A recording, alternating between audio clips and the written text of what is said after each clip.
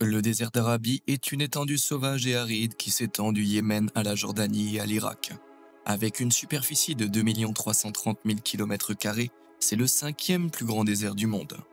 En marchant sur ces dunes rouges et arides, vous pourriez vous croire sur la surface de Mars. Mais qu'est-ce que c'est au loin? On dirait un rocher. Non, attendez, ce sont deux rochers.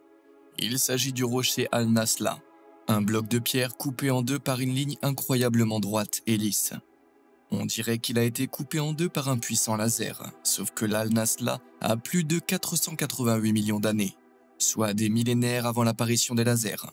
Alors, comment une chose aussi étrange a-t-elle pu se produire?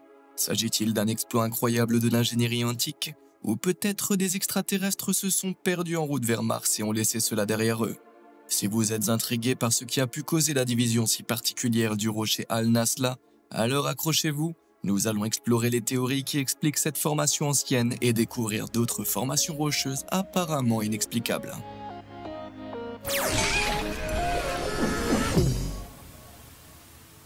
Théorie numéro 1. Les extraterrestres, toujours les extraterrestres. La Nasla mesure 6 mètres de haut et 9 mètres de large, son énorme masse reposant en équilibre sur deux petits socles en pierre. C'est plutôt fou à voir. Comment cette énorme roche peut-elle ne pas basculer? En réalité, ces socles sont la base du rocher, qui a été érodé par le vent et le sable, tandis que le reste du rocher est perché au sommet. Mais cela n'explique pas la ligne étrangement droite qui permet d'apercevoir un parfait morceau de ciel bleu à travers le rocher. Pour expliquer ce mystère, certains observateurs ont suggéré qu'il s'agissait du résultat d'une intervention extraterrestre. Ils pensent qu'un ovni a atterri dans l'oasis de Taïma, où se trouve le rocher, et l'a coupé en deux avec l'un de leurs gros lasers spatiaux. Ce qui est difficile à croire pour plusieurs raisons. Bon, mettons nos chapeaux en aluminium et supposons un instant que les extraterrestres existent vraiment. Pourquoi une forme de vie extraterrestre voyagerait-elle à des millions d'années-lumière à travers l'univers juste pour couper un rocher en deux? Ils ont sûrement des choses bien plus importantes à faire étant donné qu'ils sont assez intelligents pour avoir conquis le voyage spatial. Mais si c'est un accident, c'est un tir raté au pistolet laser peut-être. Les extraterrestres s'amusaient peut-être à jouer au laser tag et l'un d'entre eux a accidentellement coupé le rocher en deux. Ils auraient ensuite sauté dans leur vaisseau spatial et se seraient enfuis avant de se faire prendre. Une théorie amusante, mais malheureusement plus proche de la science-fiction que de la réalité. En effet, mis à part la coupe nette dans la roche, il n'existe aucune preuve que des extraterrestres aient visité la Terre, comme nous le diront tous ceux qui ne portent pas de chapeau en aluminium. Mais après tout, qui sait ce qui se cache là-bas? Théorie numéro 2, ingénierie antique. Divers pétroglyphes sont disséminés à la surface du rocher d'Al-Nasla. Comme ce dessin gravé dans le visage rocheux représentant un homme, non, est-ce un cheval très grand? Ou peut-être s'agit-il simplement d'un homme très petit? On pense qu'il a été réalisé par l'un des Tamuds, une ancienne tribu arabe qui habitait la région il y a près de 2800 ans.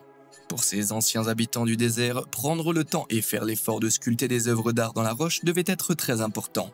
Et si c'est le cas, alors peut-être sont-ils responsables de la fente parfaite dans la roche? Mais comment ont-ils pu réaliser une telle chose compte tenu de la précision laser nécessaire? Après tout, le premier laser n'a été inventé qu'en 1958. Et cela n'a été possible qu'après que le plus grand génie du monde, Albert Einstein, ait élaboré ses théories sur l'énergie lumineuse au début du XXe siècle.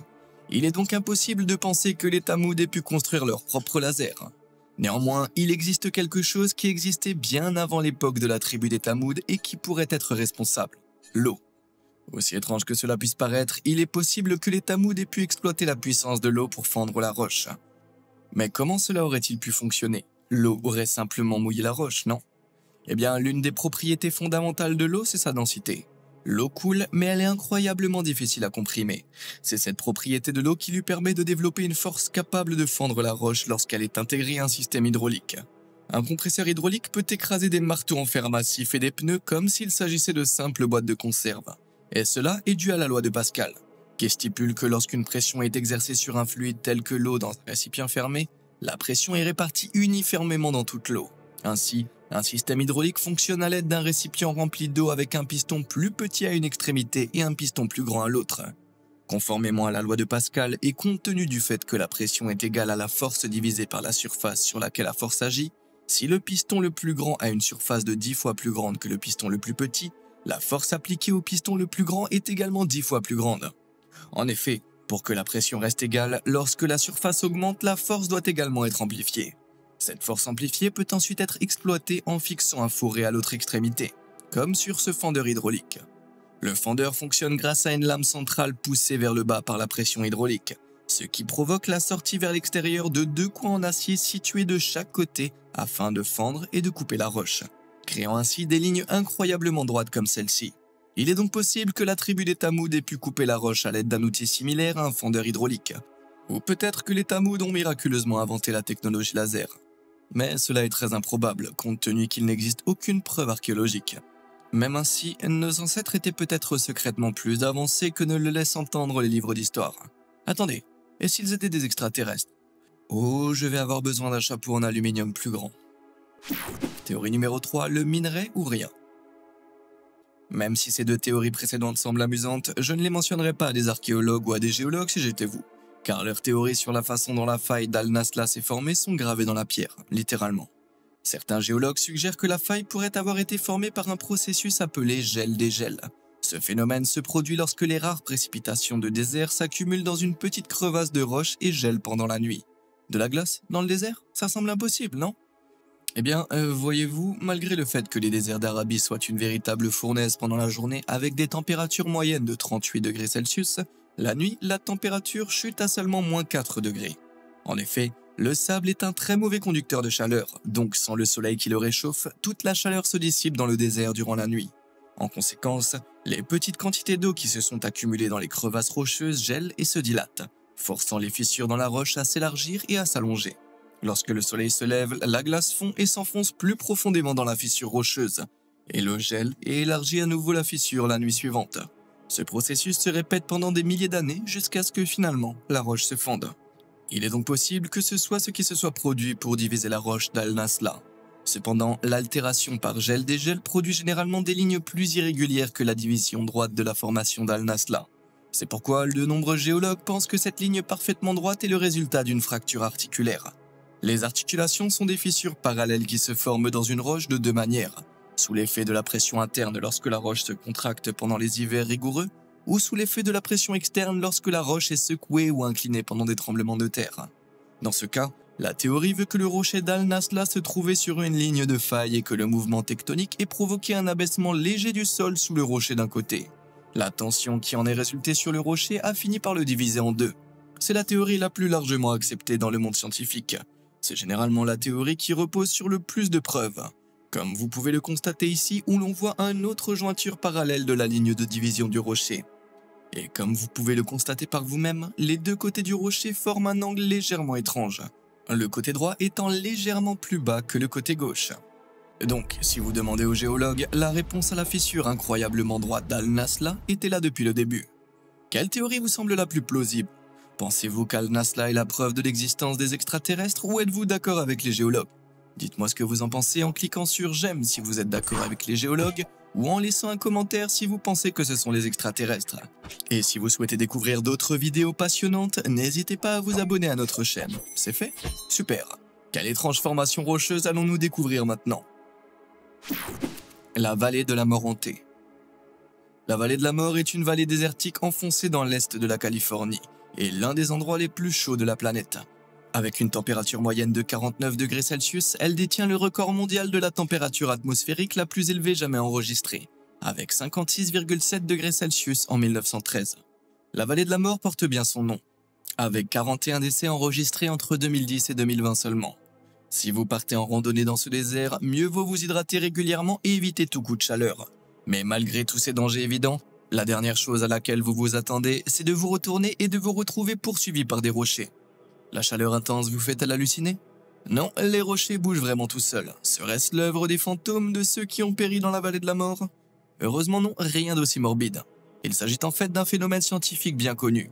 Connu sous le nom de pierres qui naviguent, ces roches laissent derrière elles des traces pouvant atteindre 450 mètres, soit un peu plus que la longueur de 4 terrains de football.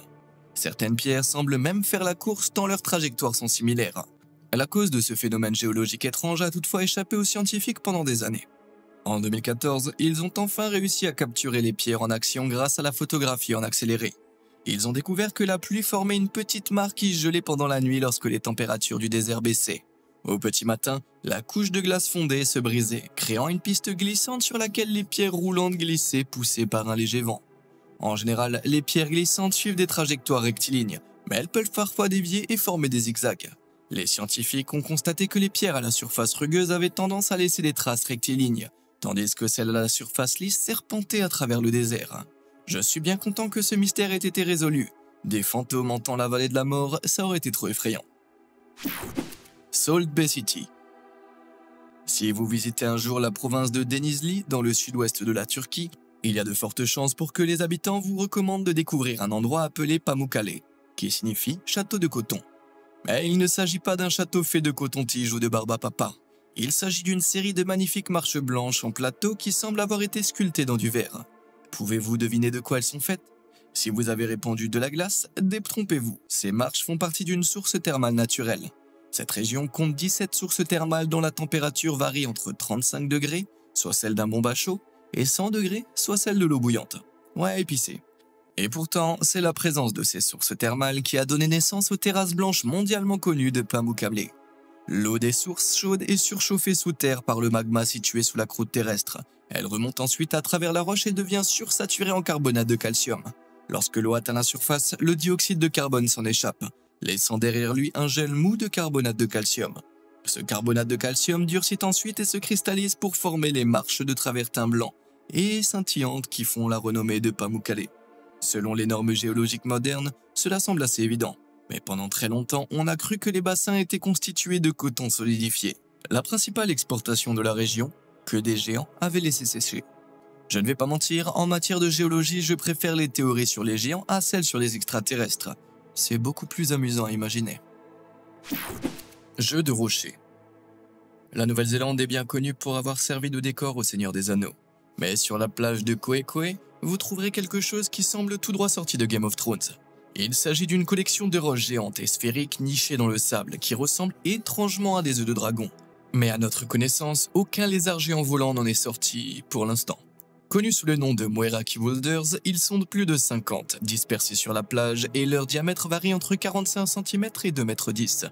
Et leur nombre ne cesse d'augmenter, car d'autres rochers ressemblant à des œufs continuent d'émerger de la falaise de Mudstone, qui borde la plage, à mesure que l'océan l'érode. Des photographies prises au 19e siècle montrent qu'il y en avait encore plus à l'époque d'origine. Cependant, au fil des ans, elles ont été déterrées et volées par des personnes à la recherche de souvenirs.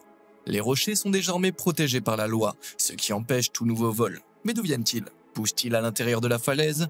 Eh bien en fait, c'est le contraire. Ils se forment dans l'océan il y a plus de 60 millions d'années et ont mis 4 millions d'années pour atteindre leur taille gigantesque actuelle.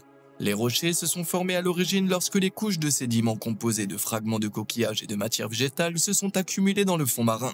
Le minéral calcite s'est ensuite accumulé autour de cet amas de matière organique, formant au fil des millions d'années un rocher sphérique. Certaines couches externes des roches se sont fissurées, révélant des veines jaunes vives et de cristaux de calcite. Mais on ignore ce qui a causé ces fissures. Certains géologues soupçonnent que les rochers aient subi des contraintes lors d'un tremblement de terre, tandis que d'autres pensent qu'elles sont le résultat de la contraction des couches rocheuses externes lorsqu'elles ont séché trop rapidement. Eh bien, pendant que nous débattons, peut-être que des dragons ont vraiment éclos de ces rochers il y a des siècles. George le Curieux. En octobre 1941, le parachutiste professionnel George Hopkins a décidé de montrer ses talents au monde entier en atterrissant sur une cible incroyablement petite. Il a choisi la Devil's Tower, un monument rocheux qui s'élève à 388 mètres au-dessus de la rivière Belle Fourche dans le Wyoming, soit un caillou plus haut que le toit de l'Empire State Building. Malgré la taille colossale de la tour qui couvre 544 hectares, son sommet se rétrécit pour former une plateforme de seulement 0,6 hectares, soit à peu près la taille d'un terrain de foot. Mais George était prêt à relever le défi. Il a donc sauté de l'avion et mis ses talents à l'épreuve. Et il a réussi à atterrir, mais la corde de 300 mètres lancée depuis l'avion pour l'aider à descendre est tombée sur le côté de la tour, laissant George coincé au sommet du rocher. La tour est si haute que George a passé 7 jours coincé sur la Devil's Tower avant d'être secouru, ce qui lui a laissé beaucoup de temps pour se demander comment cet étrange monument avait pu se former. La Devil's Tower est le résultat d'une intrusion volcanique, où le magma a bouillonné à travers des couches de roches sédimentaires sans atteindre la surface. Il s'est refroidi sous terre, formant des colonnes hexagonales uniques de roches ignées. Cette articulation en colonne est le résultat de la fissuration de la roche lorsqu'elle se contracte pour former une roche plus solide à partir de magma en fusion. Des milliers d'années d'érosion ont érodé les roches sédimentaires du dessus, révélant la Devil's Tower. Avant les recherches géologiques modernes, les tribus indigènes croyaient que les colonnes de la tour étaient le résultat des griffes d'un ours de la taille de King Kong qui avait creusé la montagne. Heureusement pour George, cet ours géant est un mythe, sinon son exploit aurait été insupportable. Sauna de cristal. Presque tous les minéraux du monde se trouvent sous forme cristalline, produisant une multitude de couleurs magnifiques. En général, ils se forment sous terre, où les températures et les pressions adéquates sont plus faciles à atteindre. Cependant, ils ont généralement besoin d'espace pour se développer, et comme l'espace est plutôt restreint sous terre, seuls de petits cristaux peuvent généralement se former. Mais imaginez une grande cavité vide offrant des conditions idéales, où les cristaux pourraient continuer à grandir encore et encore. C'est exactement ce qu'il s'est passé dans la grotte baptisée Cave of Crystals, la grotte de cristaux située sous le Sierra de Naica, dans l'état de Chihuahua au Mexique. Cette cavité souterraine située à 300 mètres sous terre est le rêve de tout géologue. Elle est envahie par des cristaux entrelacés de la taille d'un Hulk, mesurant entre 6 et 11 mètres de long. Les plus grands ont la même longueur qu'un poteau téléphonique. Avec un diamètre de plus d'1 mètre, ces cristaux sont parmi les plus grands jamais découverts. Ils ont commencé à se former il y a plus de 26 millions d'années et ont mis entre 500 000 et 900 000 ans pour atteindre leur taille actuelle. Ce processus a commencé lorsque de l'eau souterraine a pénétré dans la grotte par une ouverture dans une chambre magmatique. L'eau intrusive était saturée en anhydrite minérale. Le magma sous la grotte cristalline maintenait une température très élevée, mais lorsque la température est descendue légèrement en dessous de 57 degrés, l'anhydrite a commencé à se décomposer en calcium et en sulfate. Ces minéraux ont ensuite commencé à se recristalliser sous une forme de gypse connue sous le nom de sélénite.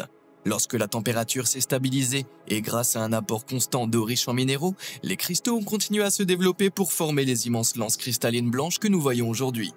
Bien que cet environnement soit parfait pour les cristaux de sélénite, il est mortel pour les humains. Sans protection adéquate, les chercheurs ne peuvent y rester que 10 minutes. Tout d'abord, la température torride de 58 degrés dans la grotte expose les chercheurs à un risque constant de coups de chaleur. De plus, l'humidité dans la grotte varie entre 90 et 99%. Étant donné que notre corps fonctionne à une température plus fraîche de 37 degrés, cela signifie que l'eau contenue dans l'air humide se condense dans nos poumons. Ainsi, dans cette grotte, vous pourriez littéralement vous noyer sur la terre ferme. Par conséquent, les géologues qui pénètrent dans la grotte de cristal doivent porter des combinaisons de protection réfrigérantes.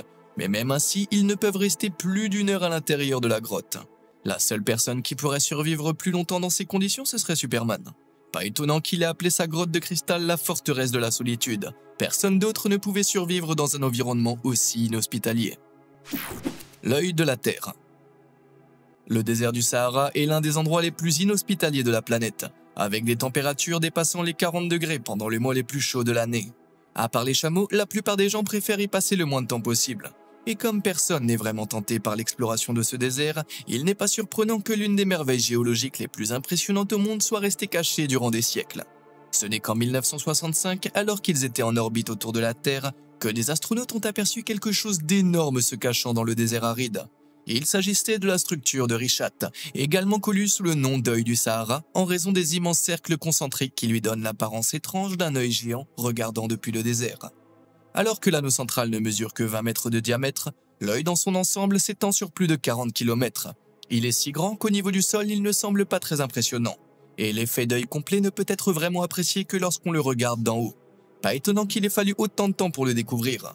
Si on a d'abord émis l'hypothèse qu'il s'agissait d'un cratère d'impact causé par un météore géant, sa structure circulaire saisissante a conduit de nombreux adeptes de la théorie du complot à croire qu'il s'agirait en réalité du site antique de la célèbre cité engloutie d'Atlantide.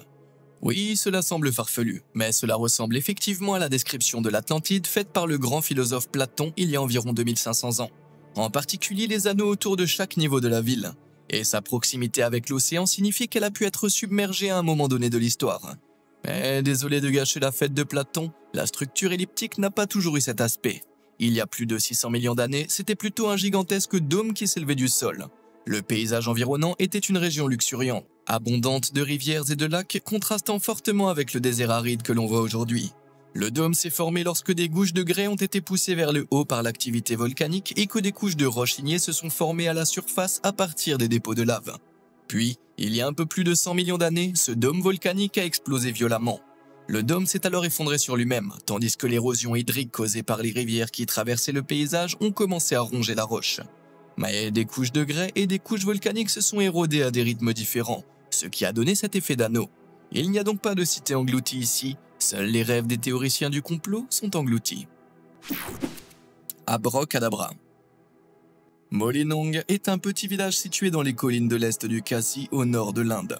C'est un charmant petit village qui a même été élu village le plus propre d'Asie. Mais Molinong n'est pas seulement réputé pour sa propreté miraculeuse. À la périphérie du village, une merveille géologique vous attend, un rocher suspendu dans les airs. Ce rocher géant défie les lois de la gravité. Comment est-ce possible? Eh bien, ce phénomène étrange a été rendu possible grâce à la puissance inégalée de Photoshop. Ouais. Les images virales de ce rocher sont un canular. En réalité, cet énorme rocher est en équilibre sur un rocher plus petit qui a été effacé à l'aide d'un logiciel de retouche. C'est pour le moins décevant. Néanmoins, ce rocher reste entouré d'un étrange mystère. Entouré d'une clôture métallique, ce gros rocher est en équilibre ici depuis des milliers d'années. D'innombrables cyclones et typhons torrentiels ont balayé la région, mais aucun n'a réussi à le renverser. Et personne ne sait pourquoi ce monument rocheux a été construit. Les historiens locaux suggèrent qu'il servait d'ancien sanctuaire aux tribus Kashi avant l'adoption du christianisme. Cependant, les anciens du village affirment que ce rocher était le lieu où étaient pratiqués des sacrifices humains il y a 1000 ans pour apaiser les dieux. À ce jour, l'origine du monument rocheux en équilibre de Molinong reste un mystère. Tout ce que nous savons, c'est que les miracles du monde sont mieux réalisés avec Photoshop. Skater Boy. Dans le sud de l'Arizona, le long du ravin Coyote Buttes, se trouve une série de roches ondulées où la nature semble avoir créé le skatepark idéal. Simplement appelé D-Wave, ce site archéologique est constitué de roches rouges sculptées qui se sont formées à l'époque jurassique il y a plus de 190 millions d'années. Les dunes du désert se sont compactées et ont progressivement solidifié pour former des grès striés. Les plus grands creux mesurent 19 mètres de large et 36 mètres de long, et pourraient contenir 7 half-pipes empilés les uns sur les autres. Mais malheureusement, ce n'est pas un endroit où on peut faire ses meilleurs tricks, car la structure est extrêmement fragile. La nature tendre de ce grès est également à l'origine de sa structure inclinée unique, car les couches de grès ont été sculptées par l'érosion lente du vent et de la pluie. Des crêtes se sont formées sur les côtés du grès, car les différentes bandes de roches se sont érodées à des rythmes différents. Afin de préserver ces structures, l'accès est limité aux visiteurs, et un tirage au sort permet à 16 personnes par jour seulement de monter jusqu'à ce site remarquable. Si seulement on pouvait construire des rampes en bois pour que certains d'entre nous puissent profiter de ces vagues pour de vrai. Alors, laquelle de ces formations rocheuses vous a le plus fasciné? En avez-vous déjà vu de vos propres yeux? Si oui, faites-le moi savoir dans les commentaires ci-dessous. Comme d'habitude et jusqu'à la prochaine fois, merci de nous avoir suivis.